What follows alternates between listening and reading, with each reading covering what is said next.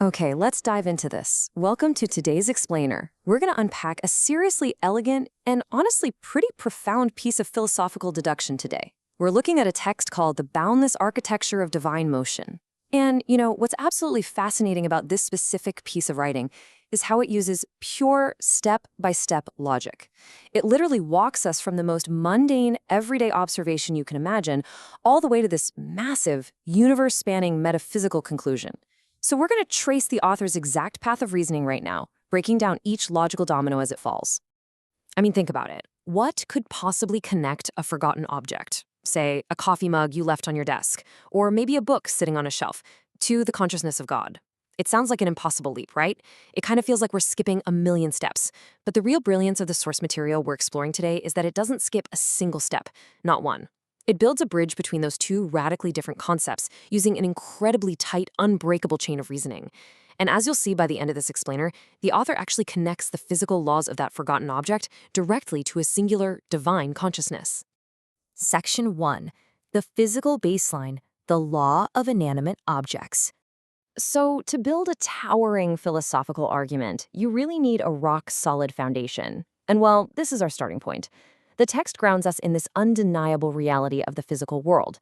Inanimate objects just cannot move themselves. The author uses this vivid, universally understood analogy. If you leave an object in a room and come back a few weeks or even months later, it's still exactly where you left it, right? A chair doesn't just decide to walk across the room. A rock doesn't jump. In the purely physical realm, matter requires an outside force to be moved. It's entirely passive. And this is the first absolute rule of the deduction we're tracing today. Physical matter, on its own, is inherently motionless. Lock that in your mind, because it perfectly sets the stage for the paradox that comes next. Section 2. The human exception, a motion paradox. And here is where we encounter a sheer paradox. On one hand, we have our established baseline. Inanimate objects cannot move themselves. But on the other hand, human bodies. Now, what's really interesting about this slide is how it points out a glaring contradiction.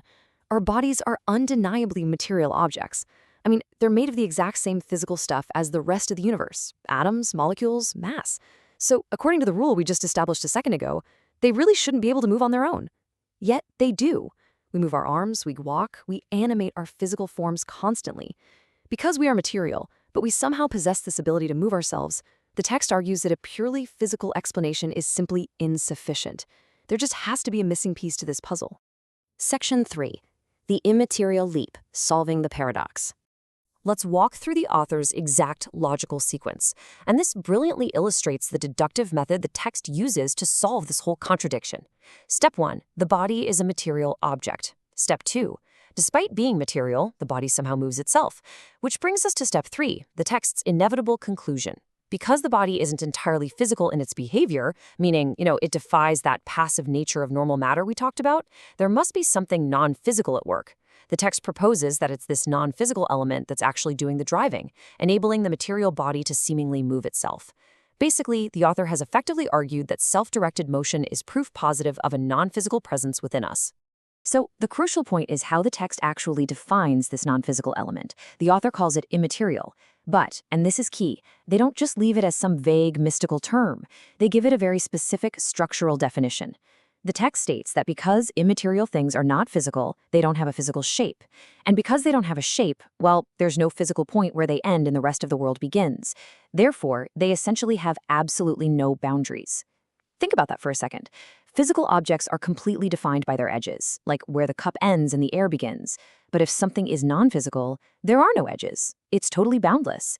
And this concept of boundlessness, that is the exact pivot upon which the entire climax of the author's argument rests.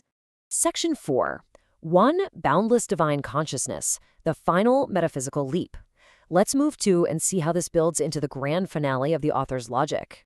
So, we've traced the logic all the way from a stationary object to a boundless, immaterial element. Now let's see how this all builds into one massive conclusion. We just established that immaterial elements have no boundaries, right? There's no physical point at which they actually end. Now, the text takes that rule and applies it to all of humanity. It argues that since the consciousness, that non-physical element, of every single other person also has no boundaries, there's literally nothing separating them.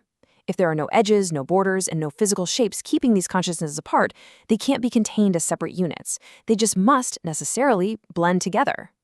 Therefore, the text concludes, the whole world, the entire universe really, is essentially one single continuous, unified consciousness. The boundaries we think we perceive, they're just physical illusions. And that brings us directly to the final sentence of the source text. The author writes, quote, "If everything is one consciousness, whose consciousness can it be except the consciousness of God?" It's a huge statement, but look at how we got here. The text systematically uses the basic laws of physics, the paradox of human motion, and the strict definition of immateriality to arrive at this specific theological deduction. For the author, the existence of a single, boundless, universal consciousness is the exact definition of God. They have literally reasoned their way from a forgotten object in a room straight to the divine. Now, we're naturally just reporting the logic here, not saying it's definitively right or wrong, but the architecture of that argument is undeniably fascinating. We've really explored an incredibly structured, thought-provoking argument today. It completely challenges our fundamental assumptions about matter, about movement, and frankly, about the self. And it leaves us with a pretty profound implication to consider. So, based on the logic we just walked through together, I want to leave you with this final thought to ponder. When you look around you right now, where do the boundaries of your own mind actually end? Are you totally separate from the world around you? Or are you part of a much larger, boundless architecture? Thank you so much for joining me for this explainer, and as always, keep questioning the nature of your reality.